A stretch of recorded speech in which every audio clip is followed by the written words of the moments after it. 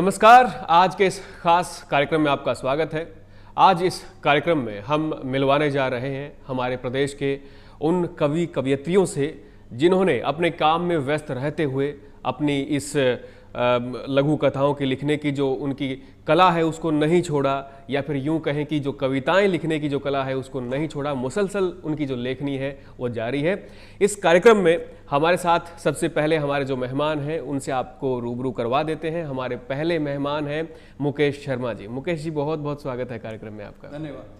Mukesh ji advocate हैं, corporate legal adviser हैं और साथ ही साथ इनकी लेखनी है वो चलती रहती है। और ये अभी के जो हमारे राज्यपाल हैं, मुख्यमंत्री हैं, उनसे ये पुरस्कृत हो चुके हैं। बहुत सारी इनकी लघु कथाएं हैं, बहुत सारी कहानियां हैं, अंग्रेज़ी में भी हैं, वो प्रकाशित हो चुकी हैं और आज हमारे साथ हैं।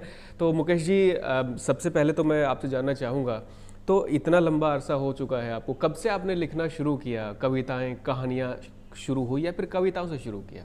देखिए, जिस समय मैं स्कूल में पढ़ता था, छठी क्लास में, तो उस समय कोई मनोरंजन के विशेष साधन नहीं होते थे। कोई मोबाइल, कंप्यूटर तो था ही नहीं, और टेलीविज़न ब्लैक एंड वाइट होता था और उसमें भी सप्ताह में एक बार एक फिल्म आती थी। तो हमारे पास एक ही विकल्प था खेलने के अलावा कि लाइब्रेरी होती थी। तो मैंने उस विकल्प को चुना। हम लोग रेवाड़ी रहते थे उस समय, तो मैं लाइब्रेरी मैंने जाना शुरू किया। वहाँ थी जैन लाइब्रेरी और एक अग्रवाल लाइब्रेरी। तो उन लाइब्रेरी में हम पुस्तकों को पढ़ते थे। मुंशी प्रेमचंद की कहानियाँ मैंने पढ़नी शुरू की। तो वो पढ़ने पर इतनी समझ नहीं आती थी, किंतु एक सुखद अनुभूति ज़रूर होती थी। तो वहाँ से पढ़ने का सिलसिला शुरू हो गया। और जब मैं आया कक्षा 9वीं में, तो 9वीं तक आते आते मुझे लगा कि अब मुझे एक पत्रिका प्रकाशित करनी चाहिए। चूँकि मैं छोटा था, साधन कुछ थे ही नहीं, संपर्क कुछ थे ही नहीं, तो मैंने उमंग भारती नाम से एक पत्रिका शुरू की। मेरे परिवार में भी सबको लगा भाई लड़का तो हाथ से निकला जा रहा है, और सबको भी और दूसरों को भी लगा कि भाई ये 9वीं क्लास का विद्यार्थी किस प्रकार की बात कर रहा है। किंतु पत्रिका का प्रकाशन वो निकला, शुरू हुआ, और 1-2 अंक के बाद वो पत्रिका नहीं निकल पाई। मैं कॉलेज में आ गया। कॉलेज में आने में मैं रंगमंच की गतिविधियों में भाग लेता था, और गुड़गांव जोन से मैं लगातार 3 साल बेस्ट एक्टर अवार्डी रहा। उसके अलावा नेशनल यूथ फेस्टिवल तक मैंने एमडी यूनिवर्सिटी को रिप्रेजेंट किया। तो पत्रिका प्रकाशन का भूत मेरा फिर जाग गया। तब मैं पढ़ता था बीकॉम फर्स्ट ईयर में। तो तब मैंने पत्रिका शुरू की, उसका नाम था राही। और राही नाम की पत्रिका के हमने लघु कथा विशेषांक निकाले, लघु कथा आलेख विशेषांक निकाले, और थोड़े समय के बाद में पत्रिका ने लघु पत्रिकाओं की दुनिया में थोड़ी बहुत अपनी पहचान बना ली। किंतु चूंकि साधन तो थे नहीं, एक विद्यार्थी के पास कितने साधन हो सकते हैं और कितने संपर्क हो सकते हैं। तो कुछ समय के बाद में, जब मैं ग्रेजुएशन जब तक मैंने की, तब तक वो पत्रिका बंद हो गई। किंतु मेरी, जब मैं बीकॉम सेकेंड ईयर में पढ़ता था, तो लघु कथा समीक्षा नाम से मेरी पहली पुस्तक प्रकाशित हुई वर्ष 1987 में। उसमें लघु कथा के समीक्षा पक्ष पर केंद्रित आलेख हैं, और उसमें यह दावा किया गया है कि लघु कथा के समीक्षा पक्ष पर केंद्रित हिंदी की यह पहली किताब है, और शोधार्थी ने अब तक इस दावे को कोई चुनौती नहीं मिली है। तो जिन लघु कथाओं के लिए या फिर जो दूसरी आपकी किताबें हैं जो प्रकाशित हुई हैं, जहाँ पे आपको सम्मानित किया गया, मुख्यमंत्री और राज्यपाल ने सम्मानित किया आपको, तो वो कौन सी किताबें हैं, उनके बारे में बताएं। देखिए, लेखक आगे चलते हैं, पुरस्कार उनके पीछे चलते हैं। मैंने कभी भी इस बात की कोई परवाह कभी भी नहीं की कि कोई पुरस्कार मिलेगा, सम्मान मिलेगा, और पुरस्कारों के लिए मैंने कभी नहीं लिखा। लेकिन अब जो मिले हैं तो उनकी चर्चा करने में कोई हर्ज भी नहीं है। हरियाणा साहित्य अकादमी द्वारा जो कहानी प्रतियोगिता आयोजित कराई गई थी वर्ष 2012 या 13 की, उसमें मेरी कहानी नेकी कर दरिया में मत डाल को प्रथम पुरस्कार मिला। इसके अतिरिक्त उसके लिए वो राज्यपाल और मुख्यमंत्री ने हरियाणा राजभवन में सम्मानित किया था। इसके अतिरिक्त दैनिक ट्रिब्यून ने अखिल भारतीय कहानी प्रतियोगिता का आयोजन किया था। उसमें मेरी कहानी थी एक लड़की, उसे द्वितीय पुरस्कार मिला, और सौभाग्य से वो पुरस्कार महान कथाकार कमलेश्वर जी के हाथों, और उस समय जो राज्यपाल थे वो मुख्य अतिथि थे, उनके हाथों से वो प्राप्त हुआ।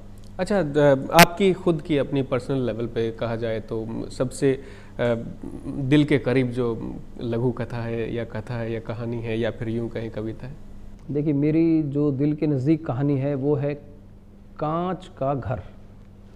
उसमें प्रतीक का प्रयोग किया गया है कि जैसे एक्वेरियम में जब आप देखते हैं मछली को, तो उस मछली का कसूर केवल यह है कि वो बहुत सुंदर है। यदि वह मछली इतनी सुंदर ना होती, आप यकीन मानिएगा उसको कोई भी एक्वेरियम में बंद नहीं करता। तो आप मानते हैं कि सुंदरता जो होती है कहीं ना कहीं नुकसानदायक भी होती है? नहीं, ये इसका उत्तर बड़ा विस्तार में चला जाएगा। मैं स्पेसिफिक आपकी बात का उत्तर दे रहा हूँ जो आपने पहले पूछा कि मछली का कसूर केवल ये है। इसी तरह से मैं थोड़ा सा आपकी बात को आगे बढ़ाता हूँ। जैसे खरगोश, अगर खरगोश इतना खूबसूरत जीव ना होता तो शायद उसे घरों में कैद ना किया जाता। तो इस प्रकार से वो आप वाली बात है कि खूबसूरती की कीमत चुकानी पड़ती है। ठीक है। एक छोटा सा प्रतीक और बताना चाहूँगा कि इसी प्रकार से आप देखेंगे कि जो छोटी बछिया है उसे आगे गाय बनना होता है, लेकिन जो बछड़ा है उसको बैल बनाने के लिए नपुंसक बना दिया जाता है। इस प्रकार के जो सुंदर प्रतीक हैं जो अपनी बात कहते हैं, उनका प्रयोग कांच का घर में किया गया, इसलिए वो मेरे दिल के नज़दीक है। वो एक तरफा प्यार पर केंद्रित एक कहानी है जिसमें एक बेरोजगार जुगल एक लड़की से प्यार करता है, उसका विवाह कराता है, उसकी देखभाल करता है, आदि आदि। बिल्कुल। तो ये तो बात हुई लघु कथाओं की, कहानियों की। कविताओं के ऊपर आते हैं। कविताएं हमारे दर्शकों को अगर आप इस वक्त कुछ देखिए, मैं ज़रूर सुनाना चाहूँगा। वैसे मैं आपको बता दूं कि मैं इतना कवि तो मैं अपने कवि मित्रों में बैठने के लिए कवि हूँ, अन्यथा मैं कथाकार या लघु कथाकार हूँ। तो मैं एक दो अशआर आपको सुना देता हूँ कि खोजने में खुद को समय इस तरह बीता, खोजने में खुद को समय इस तरह बीता, राम जैसे वन में खोज रहे थे सीता, राम जैसे वन में खोज रहे थे सीता। और एक अशार देखिएगा कि जब भी किसी को दिल से आप प्यार कीजिए, जब भी किसी को दिल से आप प्यार कीजिए, तो गुण ही नहीं दोष भी स्वीकार कीजिए, तो गुण ही नहीं दोष भी स्वीकार कीजिए। और एक गज़ल का एक शेर और है इसके अतिरिक्त कि दीवार में से रास्ते तैयार कीजिए, दीवार में से रास्ते तैयार कीजिए, इसके लिए प्रयास बार बार कीजिए, इसके लिए प्रयास बार बार कीजिए। और एक अशआर और है एक अन्य गज़ल का कि हर रिश्ते के पीछे मतलब होता है, हर रिश्ते के पीछे मतलब होता है, कोई जीता कोई इसको ढोता है, हर रिश्ते के पीछे मतलब होता है। तो आने वाले वक्त में भी इसी तरीके से आपकी लेखनी चलती रहेगी या आराम देंगे, क्या सोचा? देखिए, ये इसमें एक व्यक्ति वो है जो आपके भीतर है, एक व्यक्ति वो है जो बाहर है। एक लेखक को जो उसकी भीतर की दुनिया है, एक भीतर का लेखक है, उसे जीवित रखना चाहिए। वो तभी जीवित रहेगा जब आप मानवीय मूल्यों को बनाए रखेंगे, मानवता को बनाए रखेंगे, तो आपका जो भीतर का लेखक है वो जीवित रहेगा। बाहर की जो दुनिया है वो व्यवहारिक है, उससे व्यवहारिकता की ही अपेक्षा रखें। तो जो बाहर की दुनिया है उससे व्यवहारिकता के हिसाब से आप ताल्लुक़ रखें, और जो आपके भीतर की दुनिया है उसे आबाद रखें। अच्छा, जिस तरीके से आपने बताया कि आपकी शुरुआत में 2 पत्रिकाएं प्रकाशित हुई, लेकिन वो आगे नहीं चल सकी, बंद हो गई, किसी भी वजह से बंद हो गई, आर्थिक कारणों से बंद हो गई हो। ये यहाँ पे एक सोचने वाली बात ये है कि 1985 में, जैसे आप 87 में आपने कहा शुरुआत हुई, और आज 2016 चल रहा है। मतलब कि इतना लंबा अरसा, इतना लंबा वक्त जो है वो आपने बिताया है, लेकिन आपका जो हुनर था आपके काम के साथ साथ वो चलता रहा है। उसके आगे कुछ भी आड़े नहीं आया, ना धन आगे आड़े आया, ना दूसरी और वजहें आड़े आई। तो हमारे जो दर्शक इस वक्त आपको देख रहे हैं वो कुछ ना कुछ आपसे सीखना चाहेंगे, और आपकी जो ये एक जो कला की एक जो चिंगारी थी आपके अंदर धधकती रही थी और आज भी धधक रही है, उसके आगे कुछ भी ना आए, तो आपने इस चीज़ को कैसे जिंदा रखा अपने में, वो आप बताएं थोड़ा सा। देखिए, ये स्वयं आपके ऊपर निर्भर करता है। जैसा कि मैंने आपसे कहा कि आपके पास नए दृष्टिकोण होने चाहिए, नए आइडियाज़ होने चाहिए। मैं अपने साथियों को कहता हूँ, ना लिखना सीखें, कम लिखें किंतु अच्छा लिखें। आप केवल तब लिखें जब आपके पास कहने के लिए कोई नई बात हो, कोई नया आइडिया हो, नई दृष्टि हो। उदाहरण के लिए जैसा कि मैंने आपको बताया कि मेरी कहानी का नाम शीर्षक था नेकी कर दरिया में मत डाल। ये एक नया आइडिया है, क्योंकि दरिया में डाल तो आप सुन ही चुके हैं, दरिया में क्यों ना डालें, ये एक नया आइडिया है जो उस कहानी में है। इसी प्रकार से मेरी एक अन्य कहानी अभी हरियाणा ग्रंथ अकादमी की पत्रिका में प्रकाशित हुई है, ताजा अंक में। इस गरीब की कास्ट क्या है, कि जो गरीब व्यक्ति है उसको कोई मदद देनी है या नहीं देनी है, यह इस बात पर निर्भर करता है कि उसकी जाति क्या है। तो उसमें भी एक नया आइडिया है।